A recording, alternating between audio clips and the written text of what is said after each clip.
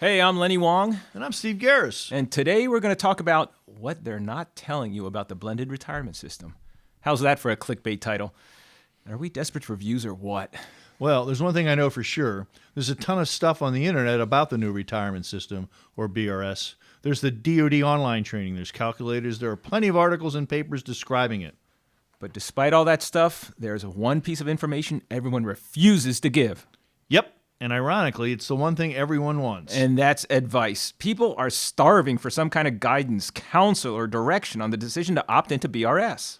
Funny you should say that. Last week, my son Zach, who just enlisted in September and is now in AIT, asked me what he should do with BRS. And funny you should say that. My son Andy, who's a major with 11 years in, said there's a surprising void on advice about the BRS decision. We know why they don't give advice. Every person's situation's unique. Any competent lawyer would tell you that only an idiot would try to give pointers on such a personal decision. Well, being an idiot hasn't stopped us in the past, so let's get down to business. What do we have? Of course, we should point out that we're only covering rules of thumb, general guidelines. Before you make a decision, do the research, talk to your family, consult your clergy, see what the barracks lawyers say. Okay, enough of the disclaimer. So we read all this stuff on the web, we talked to the smart guys up at West Point, we consulted experts at the Pentagon. Here's what we've got. People with less than 12 years in the Army have to choose between the legacy system or the BRS. If you decide to do nothing, you will remain in the legacy system. This means you'll get 50% of your pay after 20 years. The new option is the BRS, which gives you 40% of your pay at 20 years instead of the 50% of the legacy system. But the BRS also includes TSP, for savings plan matching, where the government will match any money you invest up to 5% of your pay. Unlike the pension, any money in the TSP is yours the second it hits your account and can be taken with you whenever you leave the Army. Regardless if you stay in for 3 years or 30, this money is yours to spend or pass on to your kids. And although you have until the end of this year to decide, unless you already opt into the BRS accidentally on the MyPay website, timing matters for those who eventually choose BRS. For every month you delay, you're losing the 5% matching. While a couple of $100 today doesn't sound like much, the miracle of compound interest turns it into a nice foundation at 20 and a pile of money later. So what advice did you give Zach in AIT? I told him this was a BRS no-brainer. You know, a talking point you routinely hear is that 81% of service members leave the military before retirement. But that's all services and for both officer and enlisted.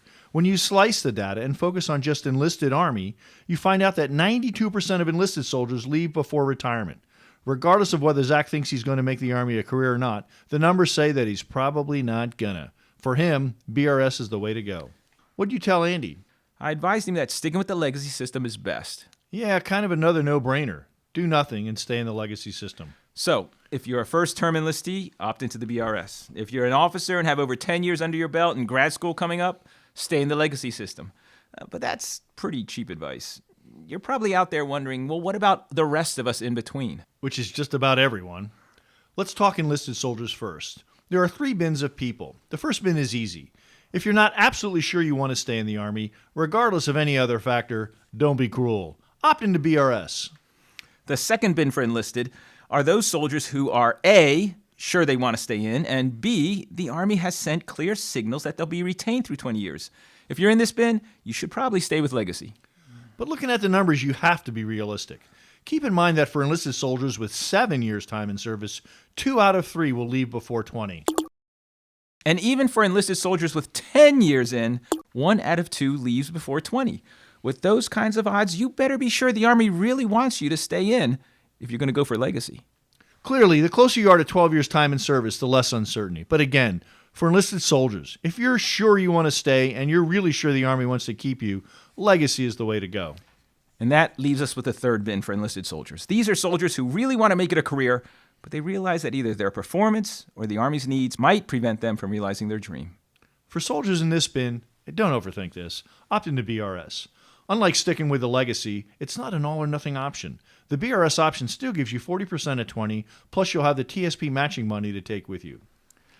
So the case for officers is a lot easier. Again, there are 3 bins. The first bin, much like the first enlisted bin, is easy. If you're not sure you're going to stay until 20, opt into BRS. The second and third bins are for officers who definitely want to stay until 20 years. For the second bin for officers, we bring in another variable, key developmental positions. In this case, specifically for captains, we're talking company command or its equivalent. So, if you've made it through company command successfully and you know you're going to make major, or you're already a major, you're probably best off staying in legacy. Very few majors don't make it to 20.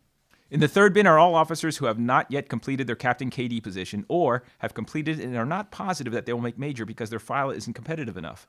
For those officers, again, don't overthink it. Opt into BRS. You're still going to do very well if you end up staying until 20. Yeah, one thing we have to remember is that things could change, especially for those early in their career. Although a military career may seem certain for a young officer, family, health, outside opportunities, or even a toxic boss may cause you to change your mind. BRS allows for that. You're right. When BRS was first announced, we sort of thought it was just a way for the government to save money at the expense of soldiers. Surprisingly, as we looked at it, it's actually a good option, especially for younger service members who don't know if they're going to stay in. Of course, this all makes sense only if people invest into the BRS TSP. So there you have it. We offered our advice. Oh yeah, one last thing. BRS also includes continuation pay. It's a bonus that can be offered to BRS participants between their 8th and 12th year who promise to serve another 4. You should be aware of it, but we don't think it'll probably be enough to influence your decision one way or another.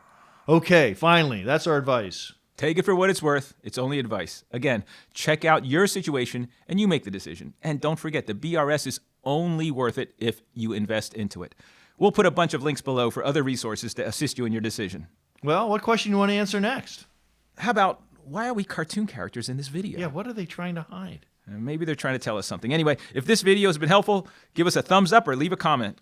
Feel free to connect with us via social media, and we'll see you next time for more Strategic Tidbits.